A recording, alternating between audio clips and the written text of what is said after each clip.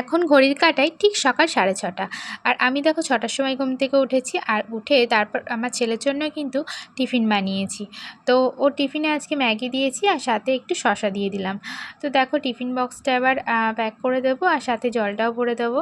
তো আমি এই সমস্ত কাজ কমপ্লিট করে তারপরে কিন্তু ওকে ডাকবো। তো এখন মোটামুটি 7টা বাজে, আর অনেকক্ষণ ডাকার পর ও কিন্তু এবার উঠেছে। তো এবার আমি ওকে ব্রাশ করিয়ে দেবো। ওর সকালে উঠতে ভীষণই কষ্ট হয়, শুধু ওর বলে না, সব বাচ্চাদেরই সকালবেলা উঠতে একটু কষ্ট হয়।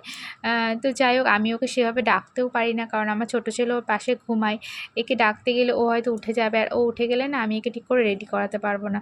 তো যাই হোক, দেখো এবার ওকে ব্রাশ করিয়ে এবার ড্রেস পরিয়ে দেবো। আর তারপর ও না সকালে কদিন ভাত খাইয়ে দিচ্ছিলাম, তো এখন ভাত খেতে চাইছে না, তো এখন একটু ছাতুর শরবত করে দিয়েছি দেখো, তো ওটাই ও খেয়ে যাবে। তো এই যে এবার রেডি করিয়ে এবার নিচে যাব। তো ওদের বাস আসবে মোটামুটি 7:25 30 এরকম আসে।